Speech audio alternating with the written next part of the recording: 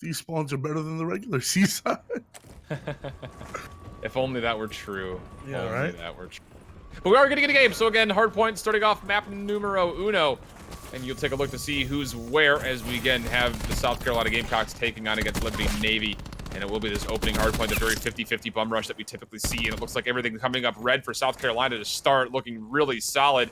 Will that continue to be the case, though? Again, you see this early toggle is just so close, but it will be at the end of all that fighting. University of South Carolina getting themselves the first bit of success, getting up to, it looks to be about 15 plus capture. Yeah, it was a great start off the side of the Gamecocks, and they're just putting in that work right now. You know, they're soaking up all that hill time. They're playing their trades extremely well, and already so far at this moment, the only thing is they don't have anybody in the back holding the spawns for new. 15 seconds left. We're gonna have all of the side of USC. Wait, I'm sorry, I thought I had my side switch for a second. We're gonna see all the blue arrows in the back on the minimap going to hold those spawns for new, while they were still able to get a lot of that scrap time. Still 40 seconds and possibly counting up, as again, you mentioned at USC with the spawn control and the hill control, but nobody's stepping on it, and someone has to, as there was a lot of focus. And again, you have to make those call-outs. Where is the push coming from? And very well received, but DK Roar for Liberty Navy is on the long flank, and he could swing things open. You talk about being an all-star performer. He's definitely one in the conversation as he does get himself around the backside. Very easily able to find one now into the point. Looking for a second, will do so. He's got a third around the corner from behind him. We'll turn and find it. DK Roar looking to swing things in Liberty Navy's favor. They needed something big, and it came on the back end of Roar's Maddox with 3 straight, and now the hard point. This is great time coming out of the side of Liberty Navy. They got in the point, even though, you know, broken real quick, but now they're back in. It's just digging themselves out of that deficit. You know, they started this off having the other team have 60, and you're only around the less than 10 mark, puts you in a deficit. But now, after this rotation, they're going to be, you know, only around down 30. But it looks like the spawns are now, they should be going in the favor of Liberty Navy. Oh, but Oh, wow, Phontron. Phontron in the back just cleans up the 3 players with the help of Shanko in the back, cleans all that out, and now all the kills are just going in the favor of USC. And again, we haven't noticed it yet, or at least haven't mentioned it. 6-3 is Goaty with 2 streaks after that first and second hard point, putting together a lot of objective EKIAs, and he's continuing to frag out over the middle portion of the computer monitors as well, looking over the middle portion of the map. 30 seconds left. I like this play a lot. If he can win this 1v1, not going to be able to do so. I'd say it puts them in a very good spot map position-wise, but Liberty Navy with 23 seconds, they want to push for the scrap time, and I like this call simply because, again, you want to at least contest it, as you will be going to a more neutral hard point to finish off the rotation in just a moment. Sneaky Ninja, again, putting his life on the point, trying to win out the last bit of gunfight he needs, and a little bit of scrap time for Liberty Navy, but they're going to have a chance to push on through to the other side and give themselves a chance at this more open area. But again, you already see South Carolina is here with numbers, and they're pushing forward through these pipes, completely locking down the rotation, and with that comes success on our last hard point of the first rotation. Yeah, just the kill feed lately has just been all red in favor of USC. You know, it's on the side of Liberty Navy. You have IKillKD's 2-10, Flash also 2-10, IKillKD switching to 2-11. And it's just they're not putting themselves in the position to win some gunfights, and they're not picking up those rotational kills and being able to break into the hill. And that's why the scoreline is getting as out of hand as it is now.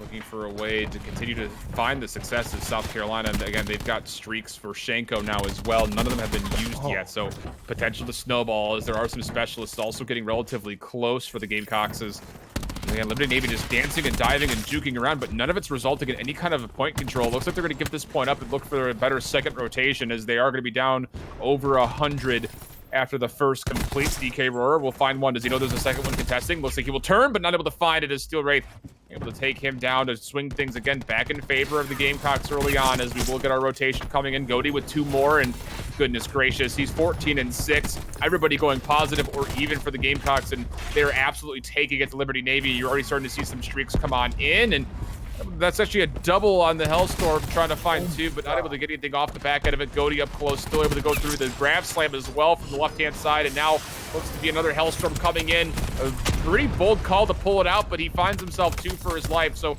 Goaty finding some value, and South Carolina still in control, looking for a full point here on our first point of our second rotation. This is just some great hard point coming out on the side of USC right now. They're picking up scrap time while they're already sending people on the rotations for the new spawns. They're playing perfect right now. And you can tell 175 to 40 shift. This is a blowout.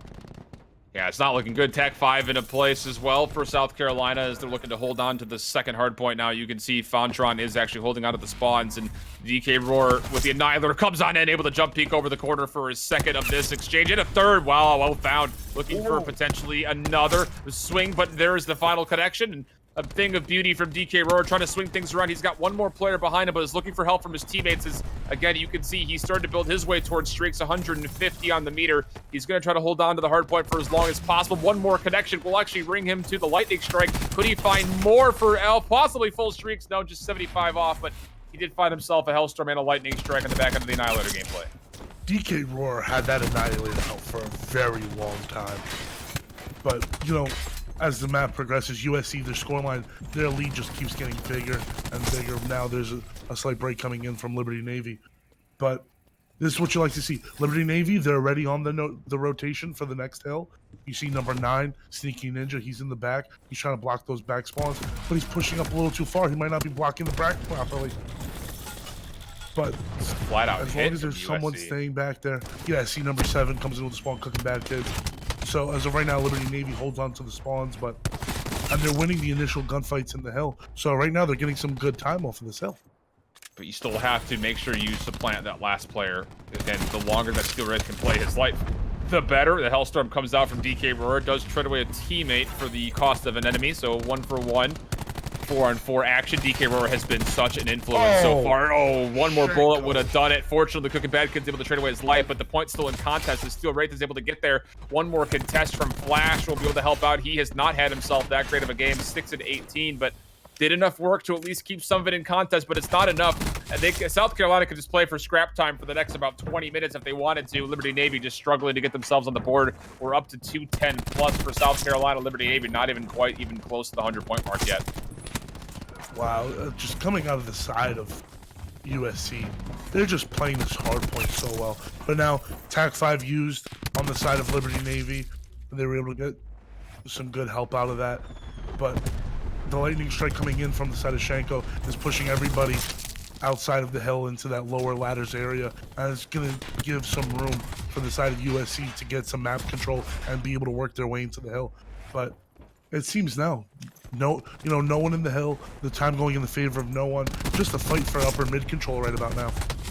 Yeah, and Shanko able to do some work. DK Roar calls in the lightning strike. That will open up some space for Liberty to put together a couple of very needed points. And at this point, you're looking at IKL KDs. He needs to be the next person to set things up, but is he waiting potentially for the vision pulse from Cooking Bad Kids, who's very close to it, but does fall? That would have been a pivotal kill for his score to try to get closer to that specialist usage, but Flash now playing over the middle with the SOG. Again, I've been kind of wondering, where has the SOG gameplay been for Liberty Navy? It doesn't seem to be in existence. It's just DK Roar and his Maddox, and it's just not enough as South Carolina on this third rotation of hardpoints will win out the middle portion of the map, retransition to look at the outer ledge, and Phontron with the double off the cluster. That will help things hold on. 230 plus. This looks to be about that time that Hefty Lady starts to sing as we're getting closer and closer to the 250 mark. But that's yeah, not no. all the kills just going in the way of USC right now. You know, on this map specifically on frequency, this first hill is usually extremely contest heavy, but USC did a great job of holding that time. And map 1 goes in favor of USC, 250 to 103. They didn't get clubbed, Shift. They didn't get clubbed, but almost. Just complete domination on the side of USC. That's about as convincing as it gets, I think, when you're taking a look at these two teams. I mean, you would have to take a look just on paper. That Liberty Navy team you would give the advantage to, but again, just solid gameplay from 1 to 5 on the roster for the Gamecocks, able to hold on and play relatively nicely throughout the entirety of that map. Only a couple of causes for concern, and that was at the behest of DK Roar showing up and showing off just a tad bit. But you take a look at Flash, again, a nearly triple negative at the very end. That's essentially a 4v5 the entirety of the map. Score streaks were used well. Specialists would be the only thing from South Carolina that I wasn't convinced by, but again, they did more than enough to have a convincing performance for that nearly 150-point win. Wow, that was just nuts. And on the side of USC, Goaty dropping 5,000 damage, with Wild. Phontron being right underneath with 4,700.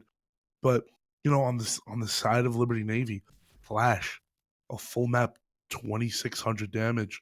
That's on a full hard point, 2,600 damage just isn't going to cut it to help out the team, especially when you're going up a team like South Carolina, where they all really held their weight equally during that map. Yeah. Just great plays coming out of the side of South Carolina. And for me, I think the biggest discrepancy I noticed in that map was simply that the SMG presence for the Gamecocks were just that much more than that of Liberty Navy. So that's something that we'll definitely have to keep an eye on, as we will return to frequency at some point when we get to the control. But before we get there, Search and Destroy coming up next on Hacienda. Definitely a map where ICR gameplay or Paladins could potentially come through if you're feeling super saucy. Obviously, more likely the ICRs than the Paladin, but for me, it just comes down to somebody else besides DK Roar needs to step up. I'm looking at I Kill KDs, Cooking Bad Kids. Those are all names that we've said before in the past, and they obviously had okay performances, but not enough to swing things a little bit closer in the hard point. If you're going to try to turn the tides on Search and Destroy, I need to see more from at least those two of the three. Yeah, S&D is just a really team-based thing. I'd like to see going into this some more methodical gameplay coming out of the side of Liberty Navy. They've been able to do it before. Hacienda, it isn't their strongest S&D map, but you can still go into this, throw some curveballs, use some different sites, use some different perks. FMJ, more than one ICR, no ICRs, things like that. I'm a big fan of the 5-SOG strat on Hacienda, but that's just me. You would. It works, man. It's never failed me once. Put that on my grave. But in this, I'm just looking for something different. If you have a map like Hacienda, which isn't your strongest Search and Destroy map, throw some curveballs out there. Do some stuff that's unexpected. In a game like Call of Duty, unexpected could work at any given time as long as you commit to it. So that's what I'm looking for. And that's what I like to see out of a lot of teams coming out. S&D is in this game is very kill based, and it's very like TDM-esque style thing. So I just want to see some more crazy out of the box stuff, That's just me though, Shift. That would be just you. I'm not going to go there with you. You can jump on that ledge, my friend. But we'll take a look. Again, Hacienda coming through. A little bit of a slower start here. Steel Wraith, actually interesting setup. He's got double stabilizer on the Paladin with what looked to be an optic on the Mozu as well, with the fast loader, and the first kills will actually happen on the opposite side of the map from it over here at B. Liberty Navy able to draw things right back up, square to 3-3 after all that action pursues. The Sneaky Ninja with the bomb will actually be able to get the bomb down, likely at least. Steel Wraith very close from the window, but won't peek it, and Sneaky Ninja will just shoulder peek, could not find too much information. It just comes down to look at this pinch. I mean, if you're Shanko, you have to wait for pressure from the backside, but it will be a peek and a little bit of a slide across for Sneaky Ninja, who wants to hold on to this angle. Fortunately, Kill KDs is able to find the bait and switch. Flash from the backside, will able to find one, and just the Paladin left for Steel Wraith. Nothing there. A couple body shots. That's not merited whatsoever, but we'll take it 1-0. It's round one. Why are you shooting bodies? You just got smoked. Come on, Call of Duty community. Get a grip. But once again, great round coming out of the side of Liberty Navy, but don't agree with that one at all. Yeah. You're just going to piss them off. A little unmerited, I'd say. We'll switch sides now. This time through, Liberty Navy holding up on the defense, and it looks like just a full 5-man stack to A. Are they just going to push right through this and try to find the early aggression? Sure looks that way. I Kill KDs will shrug off the fence, look towards the archway, only finding one. And Cooking Bad Kids has actually pulled out the Paladin with this push, and he finds one himself, but now it's just DK Roar by himself, wondering what went wrong. I don't know if I agree with that at all, to push aggressively defensively when you have just a Paladin behind you. DK Roar obviously not watching the same kind of an angle with the ICR, and South Carolina punishes a 1-on-3 situation in the works for DK Roar. That was a great round of TDM, Shift. A lot didn't come out on either side.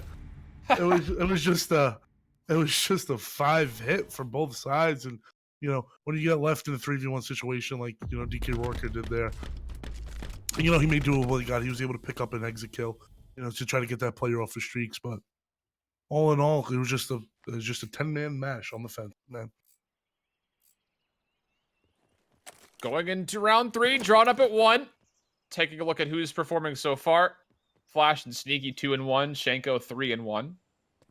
IKillKD's also in the mix with 2-1. It looks like, again, look at this aggression just coming through. IKillKD's just running forward again with a Maddox of all weapon choices, and he gets it absolutely obliterated. DK Roar and Sneaky Ninja will at least trade out their lives, but there's still fighting happening over the middle portion of the map, and that's going the way of South Carolina and Shenko. DK Roar now with an ICR at a very aggressive angle. Again, you want to try to find something a little bit more close range friendly, I would assume, although he will just collect the bomb and retreat back towards Lambo and reset this completely for what looks to be a game battles 2-on-2 S&D round. You know, I like this play out of Liberty Navy. They picked up the bomb.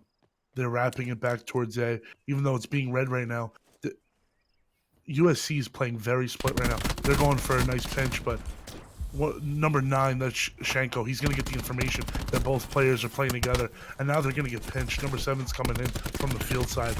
You know, Shenko did a great job right there of just distracting them. Where was Steel during all of that? He should have been able to come on through and at least help out, as a lot of delay was from Shenko, and Steel Wraith just not there to help clean up. Even a couple of shots would have been helpful from any type of weapon. Not going to be the case, as Liberty Navy were able to take care of Shenko and then finally collect themselves in time to take care of Steel Wraith. And a very confusing portion. Again, you typically on these 2-on-2s, you want to see the players play together, especially for how long that fight was going on for. It just seems a little bit interesting that there wasn't the follow-up whatsoever from Steel. Yeah, I can imagine that they were trying to work a pinch, but on the side of Steel, you need to get there a little quicker. You know, when your teammate calls out, there's 2 of them right in front of me. You got to get there. You know, you got to at least try to help trade them out. Something. But round, we got a 4-man stack on the side of USC. They're hitting B, bringing the bomb. Number 6 carrying the bomb. That's Goaty. He's about to put it down. But IKillKD's is going to get a cluster on the bomb. He's going to get a hit marker. I don't know if it's not going to pick anything up. It comes real close to picking up a kill there. But bomb goes down for the side of USC. Now it's up to Liberty Navy to try to get a 5-man retake. That's got to be so frustrating for IKillKD's. Fortunately, the rest of his team on the outside portions are able to find some long-distance kills. One with the ICR in the water, the other with Paladin. Again, interesting usage. 3-on-2, up close and personal, and the shutters is Flash for 1. It's just down to Phontron, 1-on-3, brewing and nearly actually able to take down CCLKD's, but not going to result in the success that he was looking for. Cooking Bad Kids will reload the Mozu, take the defuse, and we'll be looking at a 3-1 scoreline after round 4. And now we have Cooking Bad Kids. He's 475 points away from that lightning strike. So I say this round, you give him the bomb. Hopefully, let him put some damage into someone, get that EKIA if someone's able to clean it up. The goal should be right now, get him as close to the streaks as possible. You know, you already have a 3-1 lead right now, and streaks, you could just put that further and further away. You know, both bomb sites on this map, they're open area. If you get streaks, it can be huge for a post-plant situation. Yeah, sure could be. We're getting closer to those specialists, and that could really start to make things interesting as, again, Liberty Navy now with the control, with the bomb in hand on offense, looking to set things up over the middle portion of the map. ICR in hand for Cooking Bad Kids. No vision on anything as of yet, though. He does have himself the double grip. No quick draw with an FMJ, and he will be pushed by Shenko, who finds himself 2 on the left-hand side and flank. How did he ever get that close without being scouted or at least tagged up? And he's going to push right through this mezzanine area, straight over towards bomb site A, which is where the bomb's leading, but Phontron has found himself 1 first. It's going to come down to just Sneaky Ninja and Flash to make a 2-on-5 happen, and they have a lot of time to play with, fortunately, but unfortunately for them, there's no bomb in hand for either of them, and it looks like the side of South Carolina know exactly where it's set up at. Long distance angle for Sneaky, but he's not able to quite get out in time. Will be traded away just up to Flash to make something happen. A 1-on-4 situation. Will fight himself 1, but Goaty able to challenge in time for the trade. South Carolina evening this thing up, at least, though. Not even, pardon me, just making this a 1-round differential 3-2. That was a huge round coming out of South Carolina. They needed to make that round happen, work in their favor. You know, they were able to get Cooking Bad Kids off of streaks, which is huge for them. And, you know, going into the rest of the game with a 4-1 deficit is not fun for nobody. So being able to put this game, you know, you're still down by 1 round, but 3-2 is extremely manageable. As long as people on the side of South Carolina start showing up. We're looking at the real Labari on their side. He's rocking a nice 1-4 right now. But he really needs to step up right now, because they're keeping it close with him putting up such a poor stat line at the moment that if he was able to turn it up, they could be able to run away with it. big Kobe nade coming out of Phontron actually shakes away one player as cooking bad kids from the angle that he wanted to hold and will be punished for it. DK Roar also getting aggressive on the patio will have to be backed up as we are looking at a 4-on-4 situation. And for Liberty Navy, you need to recollect yourself. Bomb site A has been completely compromised. DK Roar up top finds one, nearly finds the second, but he's going to get information that there is a player low hanging out by this back courtyard area, by these gardens. And it will be double challenged. DK Roar able to trade away Goaty. And I don't know if you saw the bomb being down, but he's got another player in front of him. The challenge from Steel Wraith is good enough. So 2-on-2. Bomb's still down, but it looks like it will be collected by Labari. You talk about him needing to have a good round. It's now just down to him. 1-on-2 situation. He does have the bomb, though, to play with. See Sneaky Ninja in the connector. Doesn't quite get the kill there. Almost picks up Sneaky Ninja, but now he's just going to back off. He might allow the plant to happen. But at this point, oh wait, no, excuse me. He's gonna wrap towards B. He's gonna get that plant down. But numbers 5 and 2 kill KD's and Sneaky Ninja. They're just gonna wait on the A site. But now they're just gonna move together towards B. Check the plant. They're gonna come up together. I think they're gonna catch Labari out. Yep, Sure will. Defuse. Yep, easy calls. Good rotation coming underneath the bar area and swinging up on Labari before he could quite get away. It looked like he wanted to go water, though he would have been dealing with some interesting weaponry as he had an ICR and picked up a Paladin off the ground as well, which is not traditionally what you would want in a 2v1 situation. But we're looking at 4-2. And now we're in the conversation of specialists. When, what, and where will they be used? And maybe even we'll throw in a why as well, just to kind of hit all of our bases on the 5 questions needed to know informationally. DK Roar all over the map with this ICR, as you would probably expect if you've played with him before. A very aggressive player. Yeah. Very, very aggressive coming out there. But now we're sitting at a 4-2 scoreline to the side of Liberty Navy. And I really think they're going to just try to close this one out as possible. You know, they're going for a fast hit towards the A site. But USC, they only have one player there, and that's Steel Wraith, but he's backing up. He's going to give up the bomb site completely, and USC, they're just going to go for a 5-man retake here. Needs to come quickly. Phontron over the middle does not check his quarters. That's the one job you have to do if you're going to be pushing through connector, let alone the fact that he didn't let his SOG player go first. So potential mistakes, flash punishes. Cooking bad kids with a long angle, able to find one more. 4-on-1 situation. And Goaty, you need to get off the map, I would say, my friend.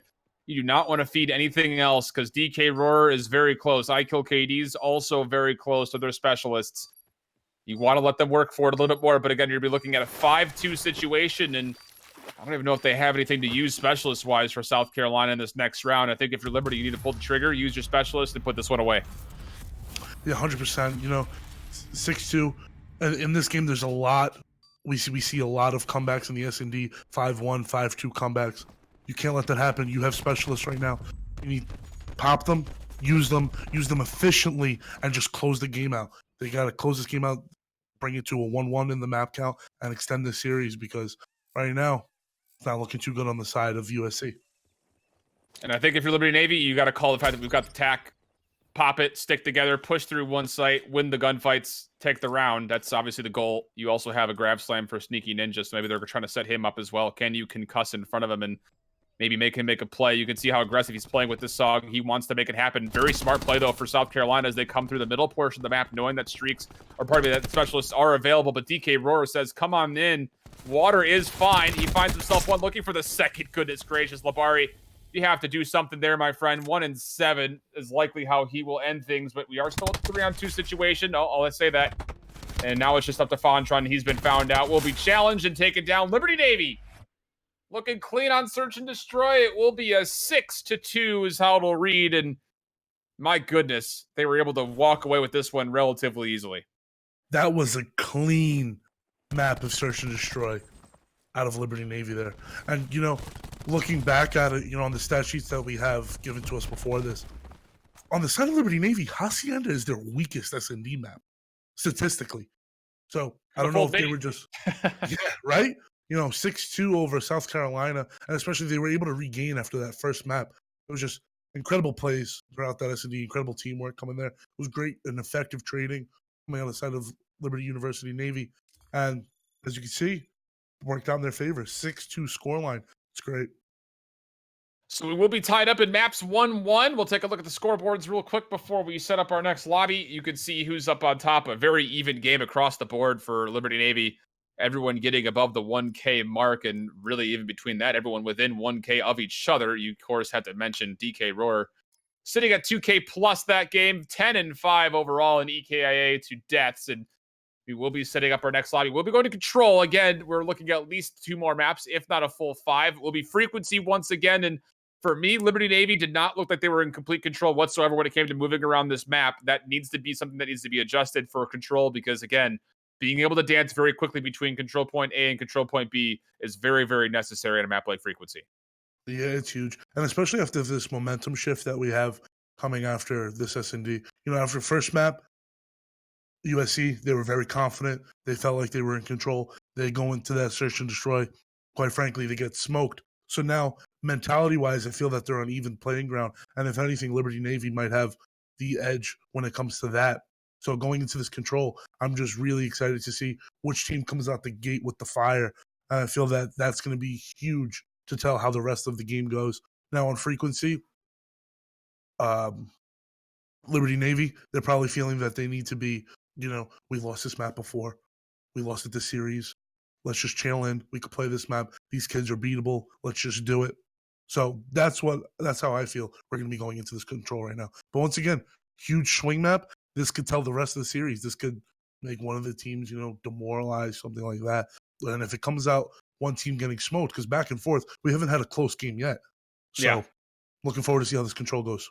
Absolutely do, and you have to kind of keep an eye on DK Roar, who looks like he's completely warmed up, and he is holding a monster KD on control at 3.57 overall. That is not a real stat line.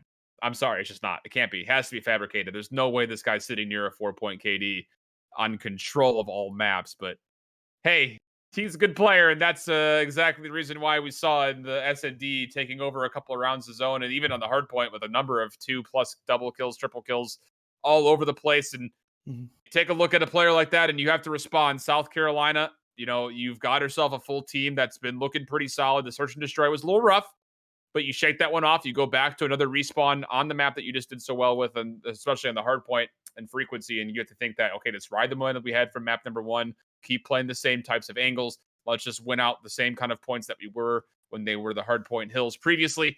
Maybe we get ourselves a nice solid 2-1 lead going into another hard point for map 4, but obviously not quite there yet. So, I mean, you have to. I just take a look at DK Roar and say that this has got to be his time. You know, he's got to be able to set things up early, establish the team, kind of grow the morale very quickly on the back end of some solid gameplay from him. Yeah, 100%. I'm looking forward to seeing what a bunch of these people, a bunch of these players could do during this game. You know, on the side of South Carolina, I'm looking at Labari to have a better performance than he did last map. On the side of Liberty Navy, I'm looking at DK Roar. I'm looking at him to have a good performance. I'm looking for Flash to have a good performance. You know, these players, they've shown prior that they are more than capable of putting up great stat lines. But now it's the sake of doing it. It's the sake of getting in the game, getting yourself in the right mind space, and, you know, doing it for your team, making sure everybody's on the same page. And that's a team thing. That's a team effort. It's not up to one person who, like I said before, you know, the IGL has to round everybody up. But that should be a team effort to get everybody back on the same page and ready for the next map. You would hope so. I mean, it needs to be, is what it comes down to it. And I believe we're getting pretty close to where the lobby should be ready to go here in just a bit. And we'll be jumping in again. Map 3, 1-1 tied up in maps. And for South Carolina, again, we've kind of pinned up exactly what they need to do, or at least the one person they need to start taking care of. DK Roar, you cannot allow him to go off on control because, again, this game mode can snowball very quickly if the life lead gets out of hand, which is exactly what DK wants to do, I'm sure. As he's able to do it pretty much single-handedly, but take a look back on Flash's previous performance on this map, and it's not something that he probably wants to remember. But again, you need to have a solid control across the board for all 5 players if you want to be successful. Otherwise, things could quickly, again, like you mentioned, get out of control quickly. It will be Liberty setting themselves up on the offense first. And where will they decide to go? Looks like there's going to be a small hit over the middle for DK and straight towards B. There's only one player here, and that's Labari. Will he even scout any of this out in time? He sees the information, but can anyone play over the middle? DK Roar is that player that needs to hold down and lock down the mid. but not able to do so. He gets shook off of his angle, and Goaty jumps right on through with Steel Wraith. They're able to find 2 apiece, so just like that, capture at B looked solid for a second tick, but is met with some resiliency, and the defense will hold and deplete that second tick at B. Yeah, it looked great from the start on the side of Liberty University Navy.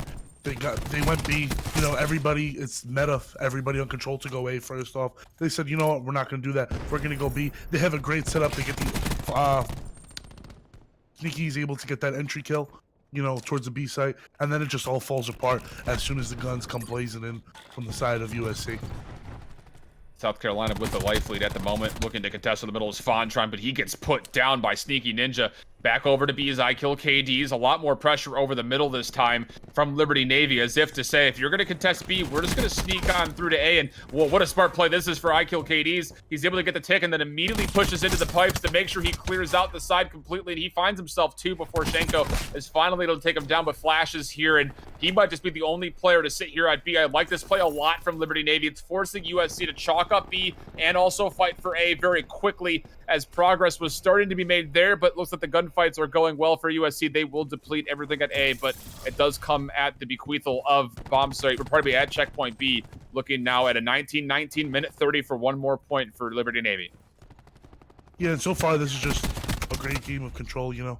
USC knowing when to chalk up B and focus all their efforts towards A, because it was getting capped initially by Cooking Bad Kids, but they were able to clear them out. And now, just map control-wise, map presence, it's just going over. If you see on the side of Liberty Navy, we have number 2, which is DK Roar. He's getting closer. He's like in the spawn in the upper building on the side of USC. So he's just being that nuisance player that he needs to be. But unfortunately, he gets taken out. A very pivotal gunfight there, too, to take him down, because if he's allowed to stay back there, it's a lot of extra pressure that South Carolina has to deal with. But now they can just focus all the resources forward. DK Roar and Flash, though, trying to contest this outer ring. Goaty will peek, take the fight, and be able to lock in the shots nicely onto DK. So now we're looking at a 1 life differential, 43 seconds to play with for South Carolina. And again, you need to make sure you have pressure over the middle if you're the Gamecocks. It looks like Phontron and Shenko will be offering some of their line of sight towards it. Sneaky Ninja just barely able to escape through the window. And he's able to come right back there to try to hit from the middle side. But Phontron, as we mentioned, just sitting over the top side of the window, able to win things out. And again, South Carolina holding on very solidly, forcing Liberty at this point just to fully dive on in and commit. They do win themselves a couple of key fights, but Labari still on point. The timer will stop as it is in contest, but Labari finds himself another before dropping. That's absolutely pivotal, because now sliding on in is one player, and I kill KD's. He will get a cluster off, but not before he fell. Just 2 lives left. Cooking Bad Kids, I don't know if you needed to use the trophy system there, my friend. This is looking like it's going to be all but said and done. 5 seconds, and it will be a 6-on-1 Sneaky Ninja, the last player left. He'll catch 1 more kill before dropping, and the Gamecocks will hold on for their first round defensively. Yeah, great first round coming out of the side of USC. You know, there was a play that I didn't agree with. You know, Flash went on a 5-kill streak in the middle of that round, and he was playing his life plat, but he was getting close to his streaks, and I think there was not one player on the side of Liberty Navy that went plat or went elbow to try to bait for him to get those kills. He was pinned down on plat by like 2 members of USC, knowing that he was there, trying to get him out of there. But I don't know, great plays coming out of Flash, but just he didn't get the help from his team that he needed. Sitting at 5-3 is Flash, and getting close to attack 5 as well, actually, after that first round. Goaty also notably 10-6. He's a couple of ticks away from that Annihilator, which could be very pivotal early on. And it looks like, look at this, USC taking a play right out of Liberty Navy's book, as they will be all 5 players actually heading towards B. And this is something that I don't necessarily agree with, because, again, look how free this platform is for Liberty Navy to sit down here and just free fire below. But they're not able to quite win the fights they needed to. And, oh, Shanka, you've got to stay on point, I think, for as long as possible. Try to get capture point on B, but fortunately, they do have 1 more player there. That's Labari. Progress at B hits the 2nd tick, but you think if Shenko just sits here, do you find the full? But actually try to dual cap, Phontron. You just got to play your life out there. You can't be peeking aggressively knowing you're the only player sitting here. You've got Shenko and Goaty playing aggressively. At least now it's just Goaty who wants to lock down the spawns. Shenko over the middle side of the map, looking to get progress over towards A. Capture point B fully realized, and now it just comes down to, can you find the kill advantage if you're South Carolina? So far, not able to do much, just 2 live advantage in their name. Yeah, as of right now, it just seems on the side of USC, they're just they're not even getting that many more kills. As we see, you know, the life advantage only 4 right now for USC. They're just playing super correctly. They were able to take B so quickly, and now they're in A. They were able to take all that time in A. But Phontron. now trains coming out of the side of Liberty Navy. You know, they needed that right there. They were so close to that 3rd tick to end this round, but Phontron was able to jump in with the help of DK Roarker and stop the push for that 2nd. There is going to need to be some decisions to be made here for Liberty Navy. They have a long time to hold this off, almost 2 full minutes, and there is enough time for South Carolina to set up a couple different offensive hits. All they need to do is break once.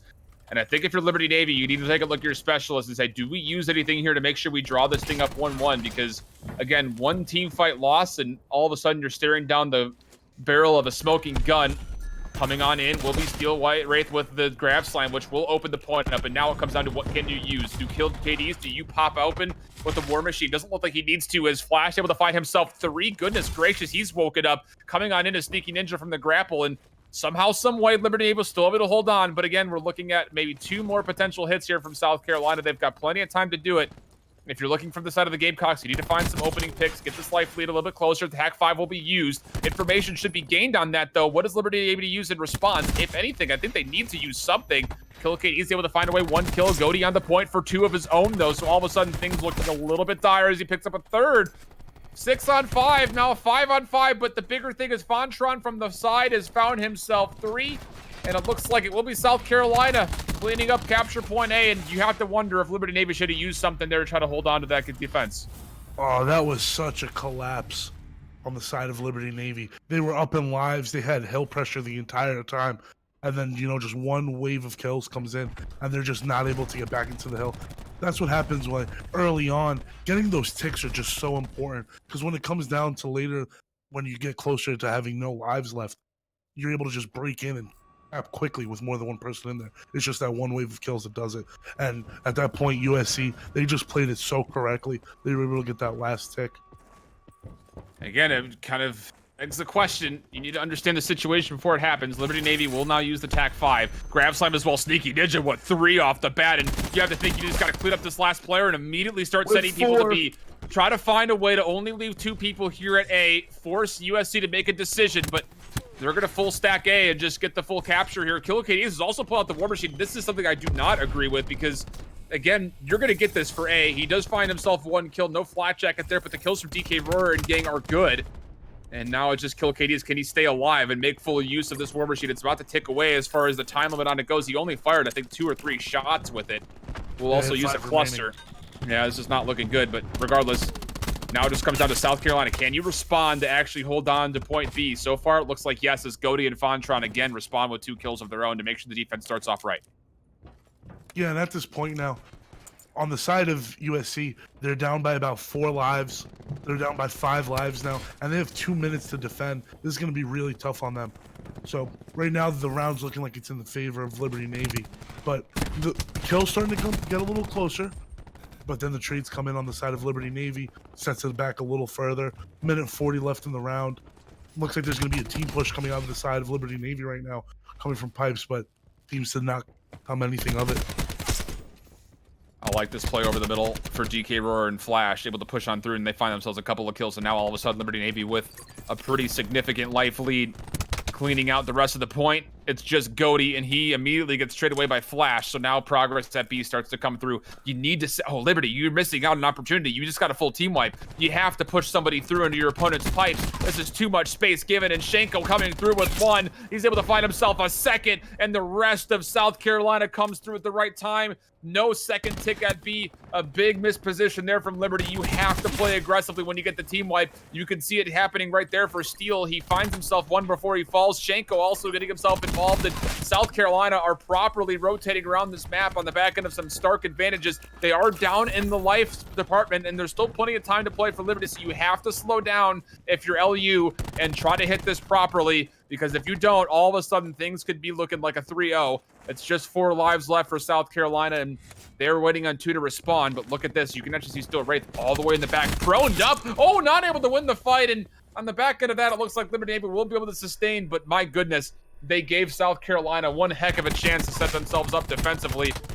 It's not going to result in our likely result. It is a 2-on-9. This would be a thing of miracles if it were to happen here, Brex. Yeah, 2v9. At this point, I say you just chalk it up. I would jump off the map personally. They're gonna get those capture points for all of them. This is very doable all of a sudden, although I say that, and Sneaky Ninja able to take down one as like Cooking Bad Kids was not in a great spot, and there was a solo challenge that came through that, again, reduced the life differential, but unfortunately... Yeah, South see, Carolina this best play coming out of Sneaky Ninja, that just set him up well for the remainder of this round. He was able to pop the 3 with the grab slam, and then he picks up another with the Sog for a total 4-piece. Just puts his team in a comfortable spot to get some nice positioning on the map with the nice 4 down right off the rip. And then the rest, they just played well. They communicated well. They were able to trade efficiently, and they picked up the win. The biggest thing, though, for me, Brex, is on the back end of that play, again, that's 4 out of 5 down. You eventually find the 5 for free.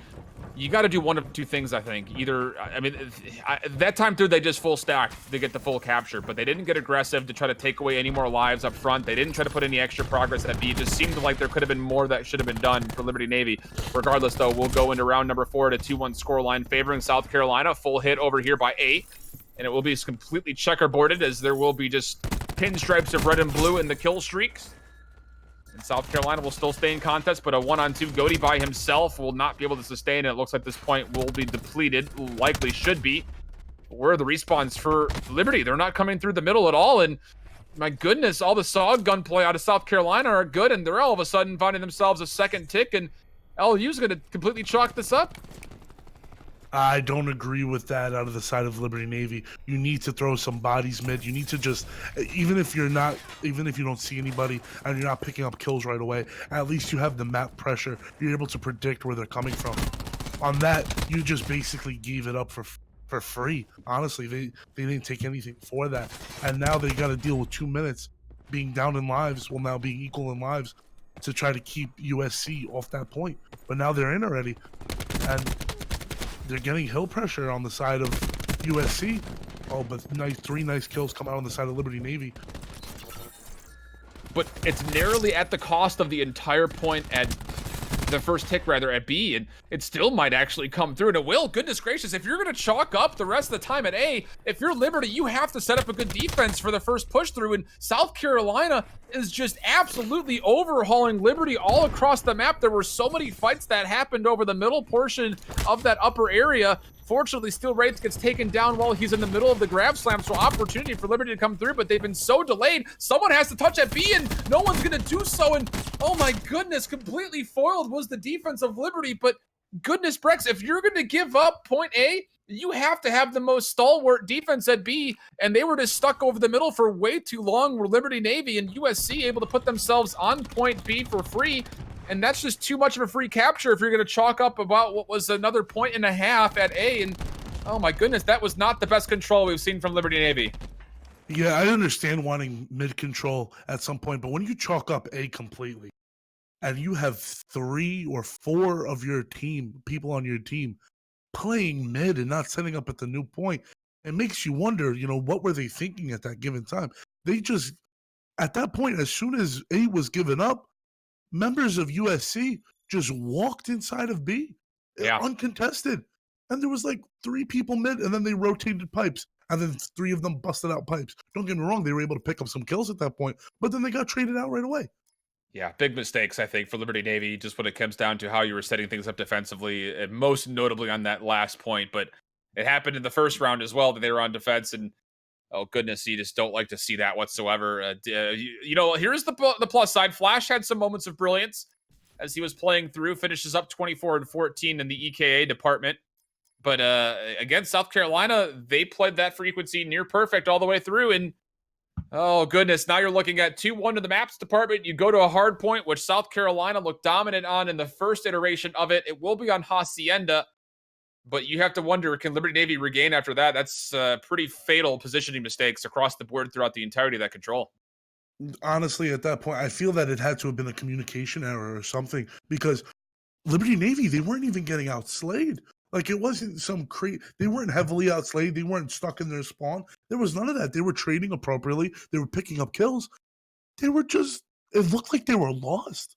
Like, they didn't even know where to go. Like, you know what to do. This is not your first time playing Control. It had to have gotten frantic for them because they picked up the kills. They were able to gain some positioning, but they just weren't getting the objective.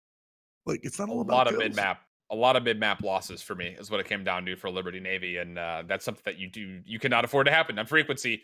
There was a question posed earlier today. I think it was from Maven of the CWO when they were talking about Seaside on Control specifically when it comes down to how do you break open these more defensive points. Well, it comes in the back end of good rotations over the middle portions of the map, and that was very well found, I think, an iteration from South Carolina as they just dominated the mid portion of the map there offensively. And wow, a lot of crucial mistakes, but we'll have to kind of regain ourselves as well. I can't linger on that as we will be jumping to a fourth map. South Carolina up 2-1 against Liberty Navy. Again, both of these teams, if you're just joining us, are 4-1 in the standings in different divisions. So we're a little bit of an intra-divisional matchup here, but it could provide to be a very interesting stat line as we move further down the road as, again, both teams trying to fight for that top spot in two divisions that are pretty heavily stacked in the top four in each of their conferences. Yeah, I'm really looking forward, looking ahead into this hard point. The first hard point that they played on frequency, LU Navy got smoked. I'm not sure what it was. They weren't keeping their guns up. They just weren't positioning correctly. They didn't have any map control whatsoever. So now I'm really looking forward to see how they bounce back. We're later in the series now. We're on the fourth map. Your guns should be warm. There shouldn't be a reason, like an excuse. Everything you should be now operating as a team fully. You've gone through 3 maps. You've gone through an S&D and 2 respawns. Now's the time to pick it up. You're down 2-1. You need to win this. You need to keep going. Like, unless you want to lose, you got to win this map right here. It's do or die now. Indeed it is, and it will be a little pirouetting draw. I do like the pirouettes, personally. I like that we get those. A little bit of we'll call it Call of Duty on ice, is what it feels like. What a little axle rotation is what they call those. I'm not no figure skating genius like you are, Brex. So I mean, is that what that's called? An axle? Is that a? Couldn't be honest with you. I have no idea. But it's fine that you assume that I'm the connoisseur of figure skating. I'll take it. If you think of me as a man of culture, I understand. I present myself that way. So, I don't know about you guys. I'd watch Call of Duty on Ice. That seems like a Broadway show. I would love to see it. Broadway is roughly 25 minutes from me. I'll go watch it. As long as you put me up on a couch, I'll join you, my friend. As long as you can put me up on a couch. Come through. I have. I got plenty of space. Plenty of space. Calls. Come dead ass. 100%. But okay, so we're getting into a map restart now. Luckily, I think there's going to be less spinning at the beginning of this map. I don't know about you. Bets being placed. You could put your bets in chat. Do you think this map's going to start with spinning and spawn? Let me get a yes for yes and forehead for no. Oh, okay. Wow. You're the man of the people here, Brex. I'm a crowd pleaser, Shift. I'm a crowd pleaser. Again, I think you learned all of this during your time in the figure skating world championships. Don't tell anybody. I told you that in confidence. Oh, my bad, brother, man. Confidence, here we go. Man. Hacienda location in Call of Duty that likely has not seen much ice is, I think we're somewhere in South America. At least I would imagine. Not as much ice as me. I don't even know what that means. You said I was a figure skater. Oh, okay. I wasn't sure if you're like throwing ice. I don't know. Let's get into the hard point, shall we here, Brex? It looks to be a pretty big split here for Liberty Navy just across the map. And wow, goodness, Steel Wraith actually gets up close and personal. They actually meet the 2-on-2 by the rock side, and South Carolina wins both of it. So Sneaky Ninja, yeah, you're on the point, but that's just a mere inconvenience. The last player really left alive, and now it just comes down to the rotations and who can find their way in for Liberty Navy. Flash will find the first headshot, but again, he's the only player here. You take a look at the minimap on the left-hand side, and 3 of those blue arrows starting to rotate on the south portion of the minimap as it's set up for us, and it comes down to you need to win those fights, and they're just not doing it. So all of a sudden, again, Liberty, who's so assumed and kind of affiliated with their slaying skills, are not finding a DK Royer with a swordfish, interestingly enough, even though there's only 13 seconds left. We'll find a little bit of success, but it comes at the behest of Liberty Navy actually swinging the point around for 15 seconds of their own. Sneaky Ninja actually doing a really good job of staying alive for a long period of time, and now you take a look at the rotations. Clutch gunfights happening here on the eastern side of our map. Yeah, it might not be search and destroy, but I love the switching up. I love that DK Roker's pulling out, swordfish. They had to change something from the first hard point to now. So You know, they're doing something that's working out. You know, in the beginning they started off getting outslayed, but right now they're up 15, and you know they have control of the hill. Flash getting a big kill on the hill to put hill control on the side of Liberty Navy. DK still sitting with the swordfish, wins the gunfight in the level playing field of the mezzanine lobby just over to the left-hand side of this point, and that was a clutch gunfight because it keeps spawns, at least for a little bit of time, in favor of Liberty Navy, who have put themselves in a pretty considerable lead. Only about 30 points, finally, from the front-hand side as they were spawning from Rock. South Carolina able to break, and look at this very wisely. As soon as they break, they just leave one player here to play his life while everybody else rotates from the backside of the map trying to win the spawns, but DK Roar is here. Unfortunately, Goaty was just off to his left, not able to quite take the 2-for-1. I kill KDs, though, able to find himself in, and Liberty Navy have set themselves up nicely. One more gunfight to really control not only the hard point, but also the spawns. It looks like both of those gunfights will actually favor that of South Carolina, as you can see the spawns coming in on the left-hand side of the minimap for the Gamecocks. You know, Liberty Navy coming out with the fire on this map. You know, the first off the break, they got outslayed quite a bit, but now they're bringing it back heavily. They're putting themselves in a great position to soak up all this time. You know, there's a bit of a pinch coming in on the side of USC, but he's able. That was a huge kill in the back by DK Worker to pick up that guy pinching. But now Hell Control seems to be going the way of USC, and now they're just sitting there soaking up all that time and picking up the kills around the hill. Unfortunately for IKillKDs, he was stuck in between a rock and a hard place, sitting on a 5 streak, was about 1 kill away from full streaks. He does still retain the Lightning and the Hellstorm. 12 seconds left of scrap time here on our Vines, Fences, Winery, whatever you want to call it. That first hard, or that second hard point, and now it just comes down to, can the rotations come through? Sneaky Ninja finding himself. Wow, goodness gracious. He's found himself 4 now, and he's going to be able to set up the point nicely for Liberty. Again, with a nice little bit of a lead, able to try to start to put things around, and Phil KDs actually did have the drone squad as well, so he will actually call that in for this play. And now he just needs to stay up how here. long can Liberty hold on to this point? He can soak up all this time that he has this drone squad over above him. Oh, but he chokes the cluster and almost died by his own cluster. You know, it gave the kill to a member of the other team, but that last amount of damage was his own grenade. It happens, but now you see the drone squad gets pulled away a little bit.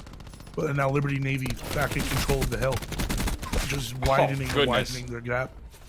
DK Roar just putting people on flex at the moment. Phontron, though, able to break on in for what looks to be scrap time, but Liberty Navy do have the drone squad still floating overhead. It's not really taking too many shots, but it does provide a little bit of assistance to this push, and it looks like they are going to contest. I like this play from Liberty a lot, and goodness gracious, the Maddoxes are ringing in nicely. 4 straight kills for Liberty Navy, and that's going to open up a free rotation through the middle. It should be. Why are you guys not pushing through?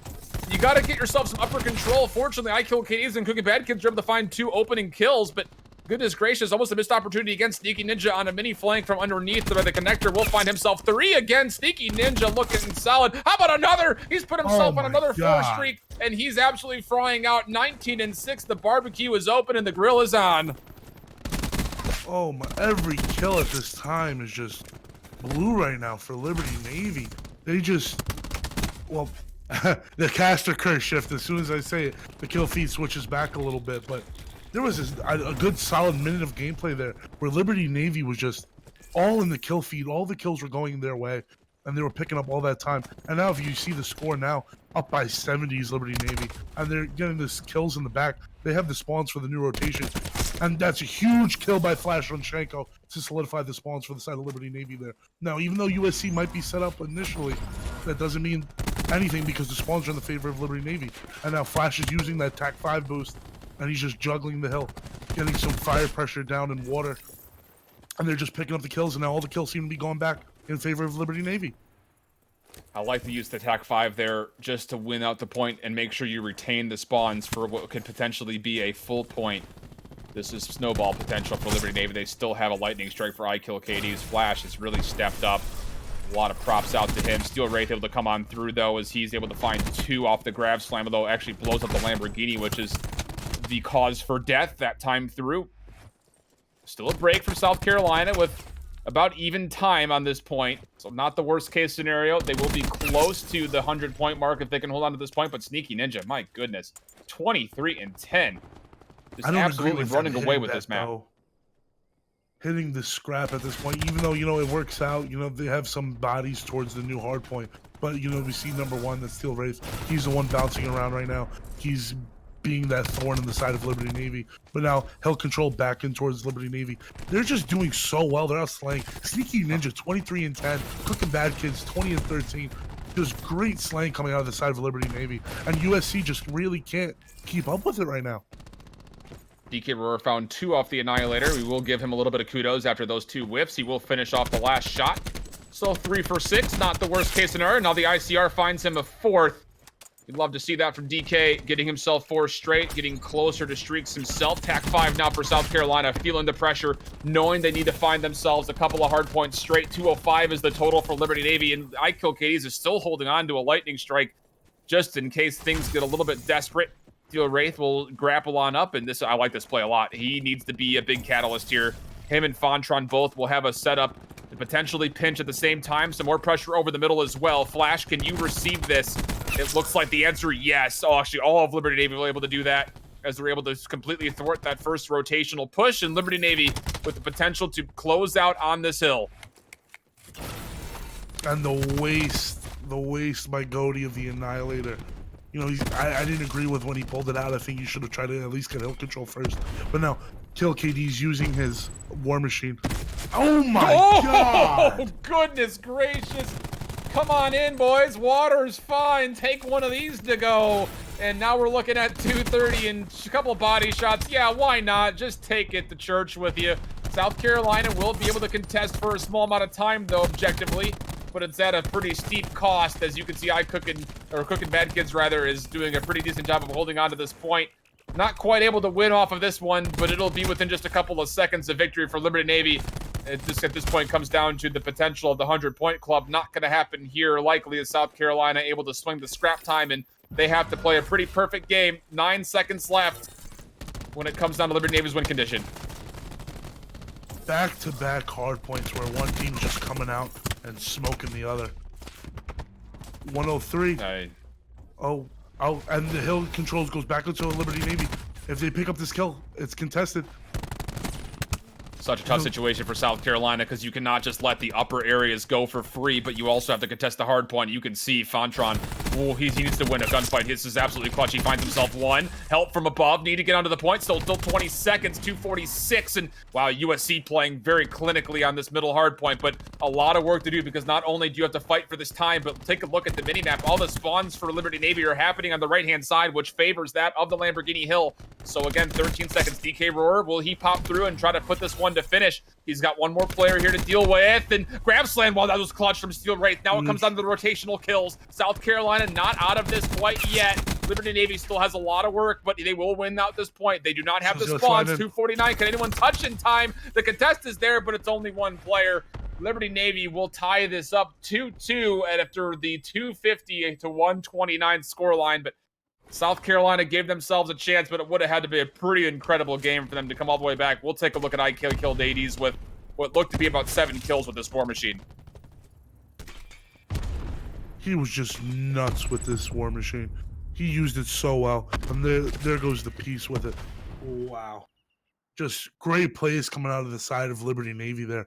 Like I said before the map started, you know, you lost the first hard point, you got smoked, and you come into this hard point, they smoked USC. Don't get me wrong. They got USC was able to get up to 130 points, but at the time where the map should have been over, it was roughly like 242. I don't know, like 80, something like that. That's when the map should have been over. And you know, fortunately, USC they were able to have a good hold at the mid hard point number, the first hard point. But then, you know, we knew that it wasn't just going to happen for them. So. But just great plays all around on the side of Liberty Navy. You know, Cooking Bad Kids was going off. DK Roar was going off. Sneaky Ninja was going off. And, you know, I appreciate the Swordfish. That was great. But Shift, we got a game 5. We got a game 5, my friend, and we you don't take a get look these on across the stream board. often. Yeah, we sure don't. It was 4 players, though. I want to just note that we're close to 5K for Liberty Navy, and you take a look at Steel Wraith, 5,700 damage in a losing effort, and that's got to feel a little bit bad, but you take a look at how this first Search and Destroy went. Liberty Navy looked very dominating in this mode, but Payload is a whole nother monster, my friend, and goodness, the amount of fluctuation you can get compositionally. You're taking a look at Paladins potentially coming out. Sure, that Swordfish can make another rare kind of cameo appearance, but beyond that, the SOG gameplay will be pretty big when it comes to playing in those inner caverns, in those tunnels. And for me, it just comes down to, who's going to be able to win out those kind of battle in the trenches, as we will be heading to a game 5 on Payload Brex. I mean, goodness, this was one that we kind of framed up to go to the distance. It's been a little bit one-sided for each of these maps and modes. If there was ever a map mode combination to go round for round, it's definitely Payload Search and Destroy in my book. I love Payload S&D as a map 5. You would love Payload S&D. I do. It's just the fact that to be able to play Payload, I know there's been some backlash about people who say Payload shouldn't be in the rotation, this and that. But Payload is such a good map in S&D for the reason why if you are able to trade properly, if you are able to get your comms clean and efficient, if you're able to push together as a team, all the things that make a team good at Search and Destroy, if you're able to do all those things, you could win Payload easily. No problem. This map's all about trading. It's all about communication, making sure your teammates know what you're watching and you know what your teammates are watching. All these things play into this map. That's why I enjoy watching. We're not going to talk about playing because, things happen when you're playing against a team, whatever. But watching Payload S&D is just great. It's just Yeah, it's definitely one that challenges your team mechanics, I think, more than anything else, communication-wise. But beyond that, the bait and switches. We saw, again, when we were watching RIT play up against, goodness, who was it? It was just on Tuesday. Help me out here. Who did we see RIT play on Tuesday? Orange versus MSU White. That's the one where there was a lot of kind of anxiety when it came down to the SMG players pushing through these tight quarters. You cannot be apprehensive. You have to make committal calls. You have to trust your teammates.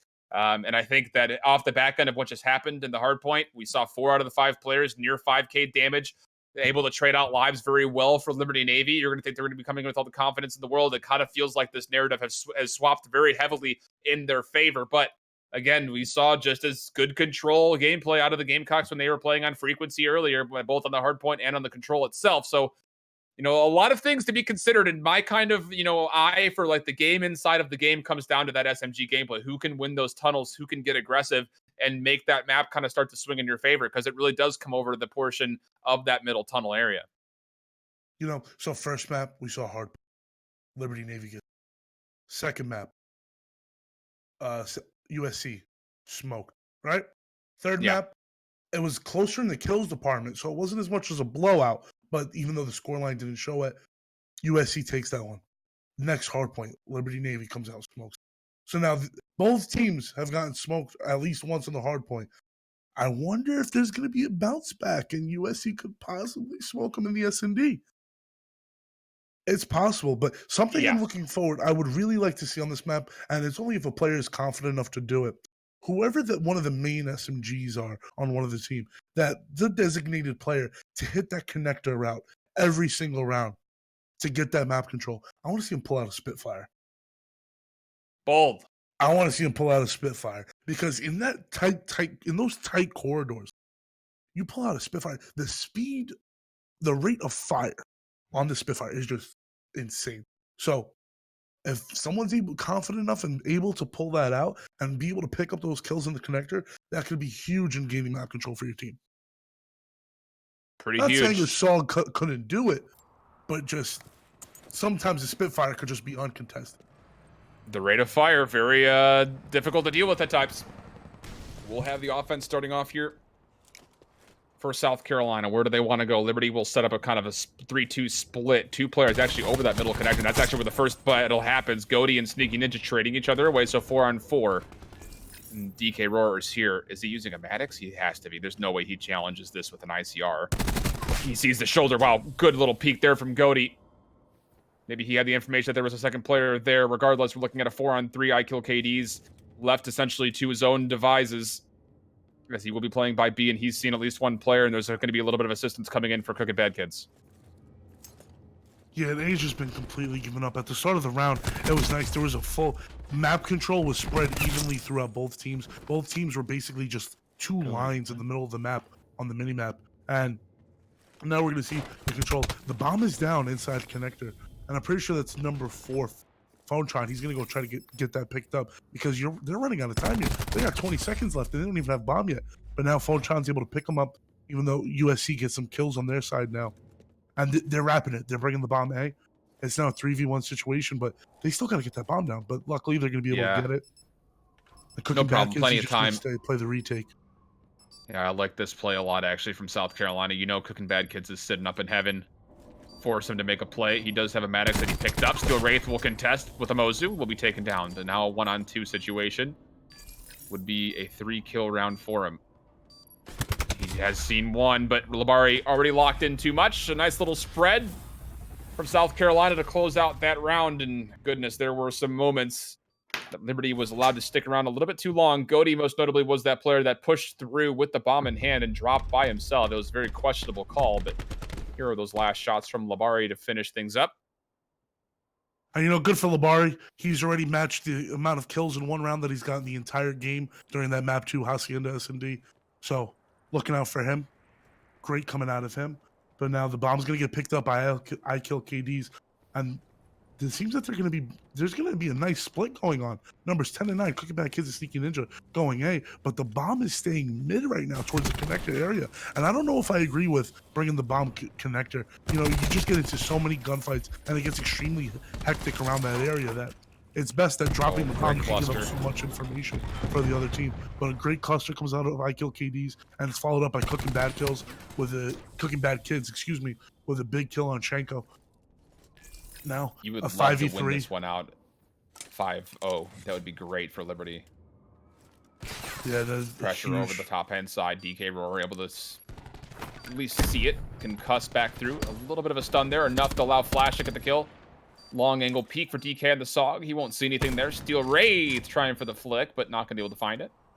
5-on-2, bomb down, and at certain points, if you're South Carolina, you have to think, when do you go, and can you even get into this bomb site? I mean, you've got, okay, finally he's able to find a Maddox. Say that would be a one-shot. Oh, good play from Steel Wraith, and there's Labari there. You got to get in there, Labari. You can't let Steel Wraith do everything. He finds himself too, and now it's just a 2-on-1, but goodness gracious, Labari, why were you so slow? You could have been in there at the same hit, and maybe you could have found 3 for none, but not going to be the case. Tied up 1-1. Yeah, that's a good round coming out of the side of Liberty Navy. You know, you needed to pick that up. You know, when a team goes up 2-0, and especially in Game 5, the momentum just starts spiraling out in their favor. So, keeping it close for them, it's great. It's always close games on payload shift, always. Seems to be the case so far as we go to round 3, 1-1 tied up. South Carolina now taking the offense, and it looks like they want to lean towards A. Labari with the ICR will try to peek over towards the long angle. Hold down the sprint button, my friend. Flash is there first. Labari will shoulder peek everything, not seeing anything flags. Will second guess himself.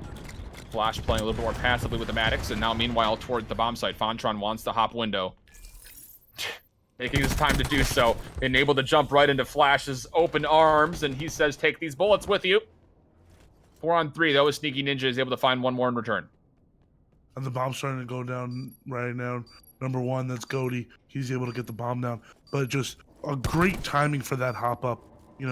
Phontron was able to get a kill at the same time as I believe it was Goaty to just break it up with 2 kills right off the rip of the round, putting themselves in a 5v3 situation, even though now it was evened up to 4v3 for the side of USC. Now 4v1, just clean plays coming out of the side of USC. I'd say this round is done and dusted. Should be, and it is. Tough decision there. Sneaky with the concussion. Hit one with it, but the tech mask was noted, and he says, I'm going in anyways, and gets absolutely punished for it. Here's some plays from Phontron over the top middle. We're only 3 rounds in. Taking some bed shots. Only 3 rounds in, and Goaty and Phontron, they're doing great right now.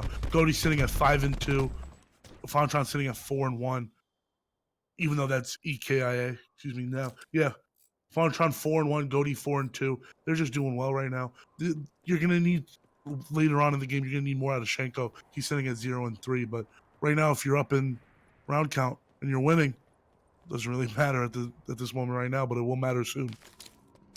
Shanko, again, most notably, is one of those SOG players. Phontron will be holding by yellow. Sneaky Ninja, again, he's here with the bomb carrier, so he's going to have to be the one to go in first if they do want to push through the middle. They're waiting for someone to peek aggressively, and goodness gracious, Shanko, what are you doing trying to peek that angle? Unfortunately, he lives with narrow HP left, and now it comes down to this hit at B. Likely going to be the case, I'm sure. There is still one more player over by A, and actually, as I say it, it will swing back around, but goodness gracious, South Carolina, the timing on this, if they push through this little middle connector, Wraith and Shanko are there. They've gotten some free real estate. Flash is the one responsible for holding down the flank, and look at this, Shanko wants to try to push out. They're both kind of holding it over the middle. There is our first blood of the round.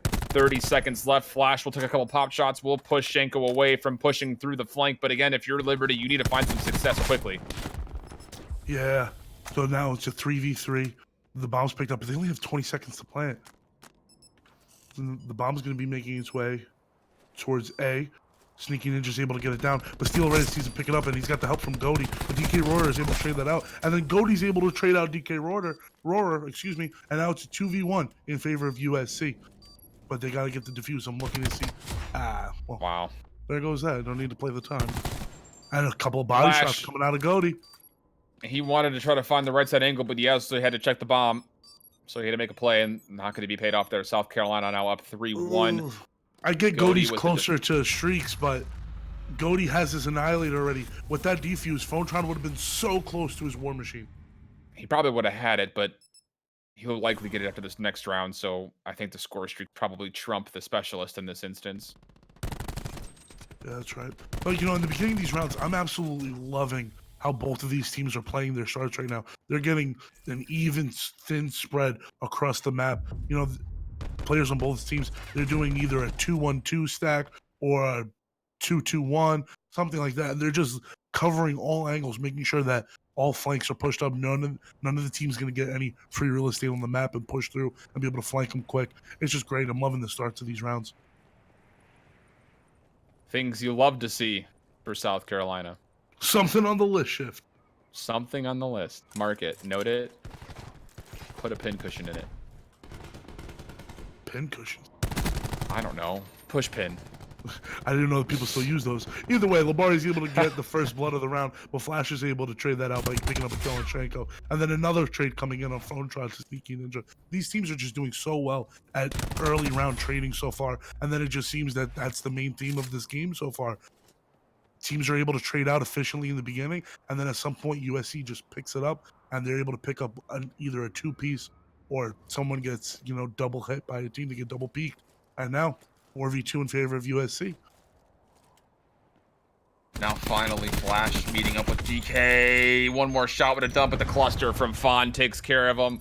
Flash, he just got to get off the map, I think, at this point, and he's going to look for some exits, but he is getting chased down. Steel Wraith right here, but not able to find him in time, so Flash will get off the map. Still, though, the round does favor South Carolina, and now we're getting to desperate times for Liberty Navy. 4-1 the score, and a lot of specialists for South Carolina. And Goaty, I believe, survived through that round, so he should be that much closer to score streaks as well.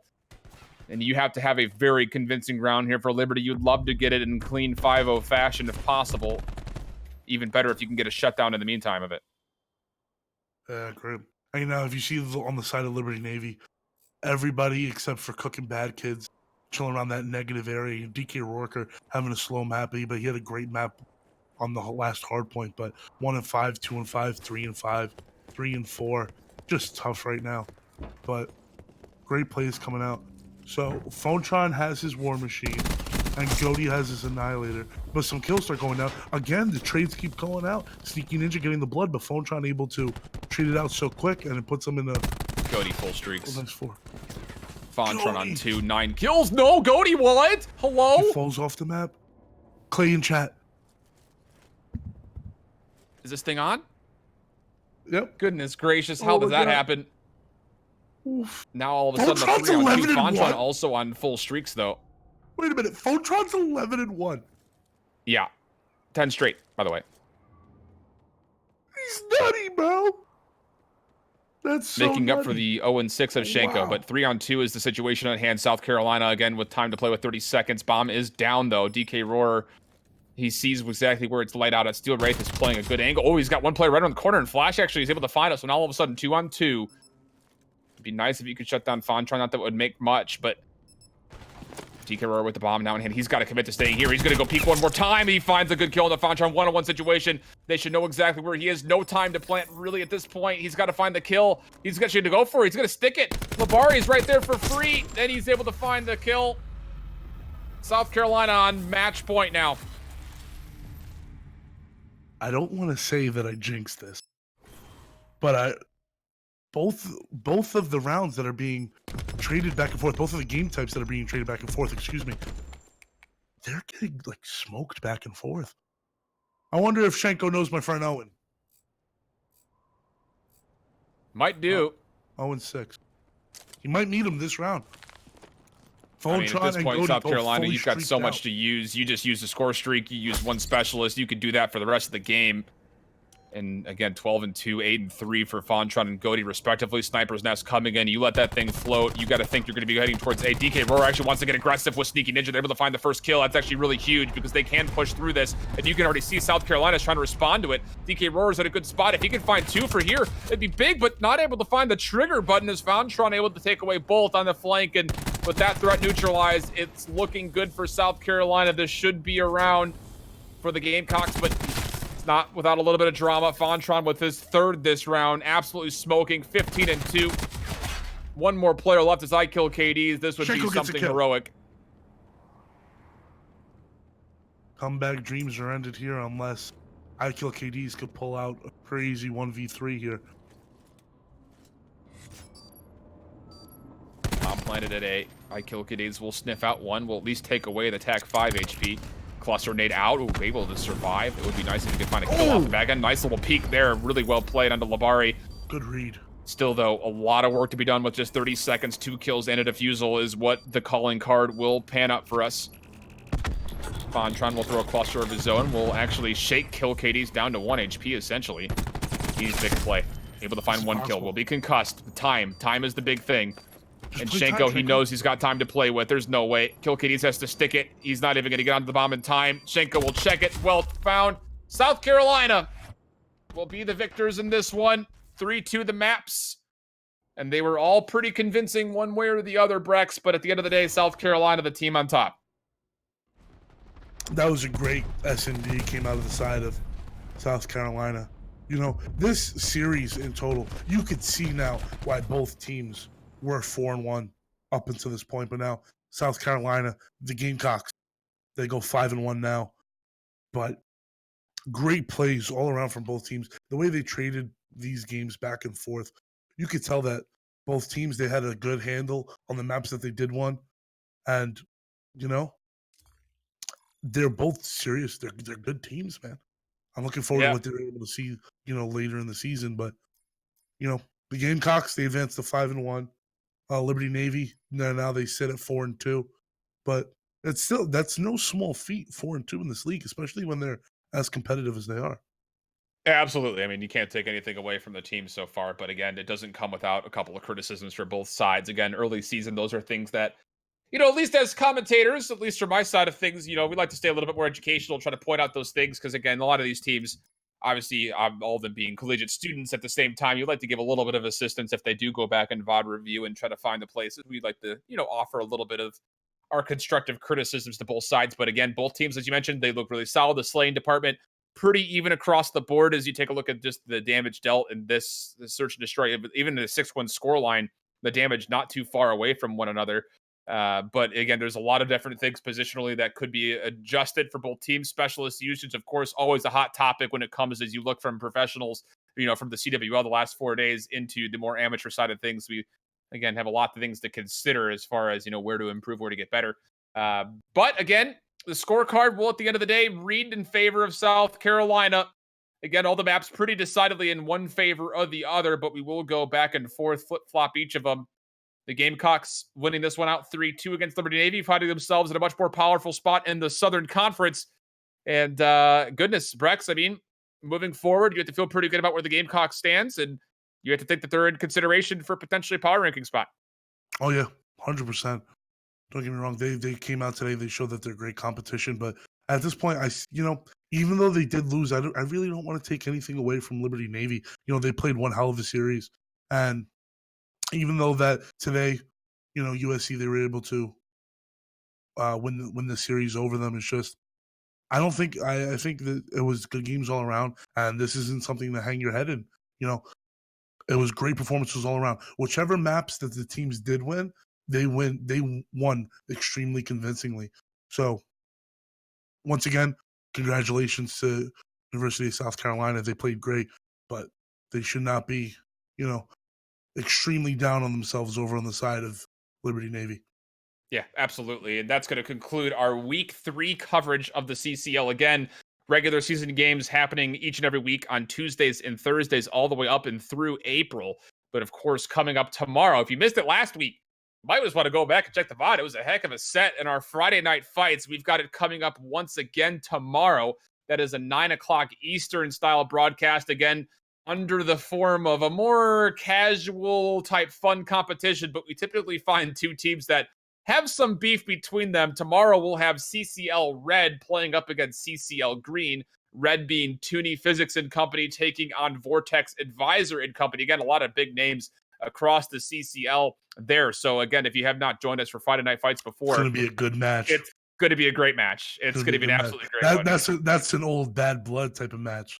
That's some season 0 stuff coming out of the woodworks there. I'm excited to watch that. I'm definitely going to be watching that.